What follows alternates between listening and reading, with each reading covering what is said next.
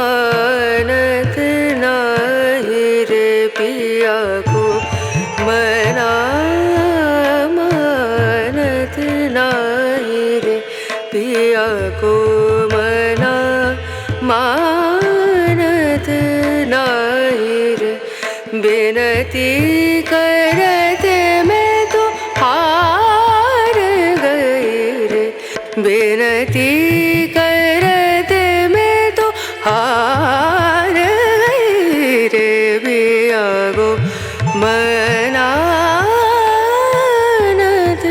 नाई रे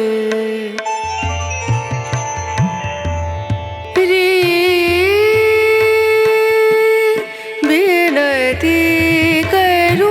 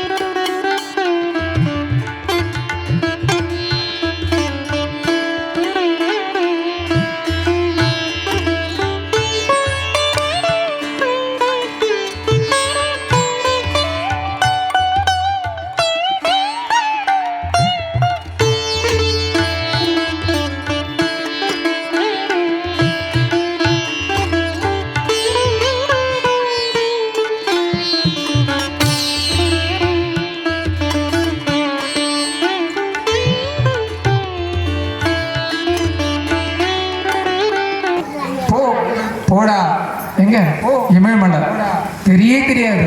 போனேன், திரும்பி வந்தேன். எப்படி வந்தேன்?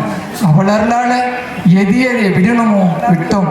அவளர்களால் எதை நமக்கு கொடுத்தாலோ கொடுத்தா சுமக்கிறோம். அப்போ அதனால அவளர்களால் நாம் செய்கின்ற சேவைகள் அனைத்தும் சுபமான சுபகாரியங்களால் மக்கள் நலம் பெறணும் என்பதற்காக நித்தியமான ஹோமமும் சுபகாரியத்திற்காக செய்கின்ற சேவைக்காக மத்திய அரசு நமக்கு வரிவிலக்கு என்ற 8G வரிவிலக்கு வழங்கியிருக்கின்றது. மருத்துவமனை கட்டுவதற்காகவும், அன்னாதானங்கள் செய்வதற்காகவும், மக்கள் பணி செய்வதற்காகவும் இந்திய பாரத தேசத்தில் இருக்கின்ற செல்வந்தர்கள் அப்படி வழங்கப்படுகின்ற நன்கொடைக்கு வரிவிலக்கு உண்டு என்று அரசாங்கம் நமக்கு அனுமதி தந்திருக்கின்றது.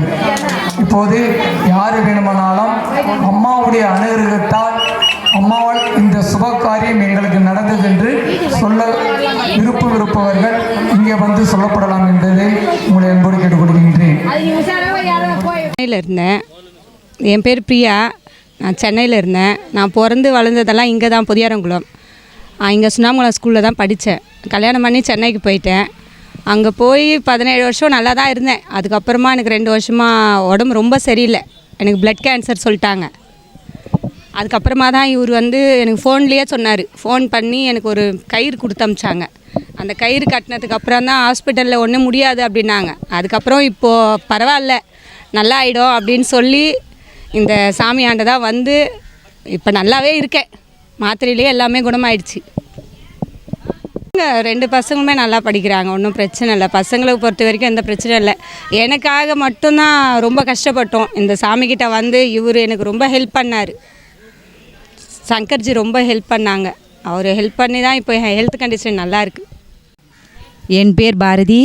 நான் ஓபசமுத்திர கிராமத்தில் இந்த ஊர்லேயே வளர்ந்து இந்த ஊர்லேயே கல்யாணம் பண்ணிக்கிட்டேன். ஆனால் இந்த தாயார் சின்ன வயசுலேருந்தே நான் பார்த்துட்ருக்கேன். சின்ன வயசுலேருந்து ஒரு சின்ன சிலையாக இருந்து இப்போ வந்து கோபுரமாக இருக்காங்க. அதே சமயம் வந்து சிவன் பெருமாளும் அந்தோடைய சன்னிதானத்தில் மாட்டுப்பொங்கல் அன்னைக்கு அவ்வளோ ஒரு விசேஷமாக இருக்கும். அங்கே வந்து கிராம தேவர்கள் அனைவருமே மாட்டுப்பொங்கல் அன்னைக்கு அங்கே மாடு பொங்கல் வச்சு விசேஷமாக பண்ணுவாங்க. அந்த இடத்துல இப்போ வந்து சிவன் பெருமாளும் எல்லா தெய்வங்களும் இருக்கிறதுனால ரொம்ப அனுகிரகமாக பெரிய விசேஷமாக இருக்குது இந்த கோயிலில். நாகேஸ்வரி தாயார் என்றைக்கு இந்த சன்னிதானத்தில் வந்து எவ்வளோ பிரம்மாண்டமாக இந்த ஒரு சன்னிதானத்தில் அமைந்திருந்தாங்களோ அந்த மாதிரி மக்களுடைய மனசுலேயும், மக்களுடைய நினைவிலும், மக்களுடைய கனவிலும், மக்களுடைய அவங்களுடைய பாசத்துலேயும் நிறைஞ்சிருக்காங்க. அம்மாவுடைய ஆசீர்வாதத்தோட இந்த ஆசீர்வாதம் எங்களுக்கு எல்லாருடைய மக்களுக்கும் கிடைக்கணும். பரிபூரணமாக தாயாருடைய ஆசீர்வாதமும் கிடைக்கணும். எங்களுக்கு ரொம்ப பிடிச்ச தாயாராகவும் இருக்காங்க. எல்லா குழந்தைங்களுக்கும் எல்லாருக்கும் எந்த நோவு நொடி இல்லாமல் எல்லா மக்களையும் காத்து அருள் புரியணுன்று ஆசீர்வாதத்தோடு முடிச்சுக்கொள்கிறேன். எனக்கு வந்து அவங்களுடைய பாசமும் அன்பும் ரொம்ப கிடைச்சிருக்கு சாமி. என் வீட்டுக்கார் வந்து தண்ணி அடிப்பார் சாமி. ஆனால் அவர் இப்போ வந்து திருந்து வாழ்ந்துருக்காரு, நல்லபடியாக இருக்கார், விட்டுட்டார். என்னுடைய பசங்களுக்கு அடிக்கடி உடம்பு சரியில்லாமல் இருக்கும், அதுவும் நல்லபடியாக குணமாக இருக்குது தாயாருக்கு புண்ணியத்தில். இருந்தோம். அம்மா ரொம்ப நம்மளுக்கு அருள் புரிஞ்சாங்க. அப்புறம் சாமியார் கண் பாரி கிடையாது, எனக்கு கண் பாரி இல்லாதனால சாமியார் ஐயா கண்ணாடி கொடுக்குறாங்க வாங்கினாங்க. அதனால் வந்தேன். வந்து போய் பார்த்தாக்கா ஐயா கண் போகிறதான் எடுக்கணும், இன்றைக்கி கண்ணாடி கொடுக்க முடியாது, நீங்கள் வாங்க அப்படின்னாங்க. சரின்னு சொல்லிட்டு எங்கள் அக்காவுக்கு ஃபோன் பண்ணேன் ராமபுரம்.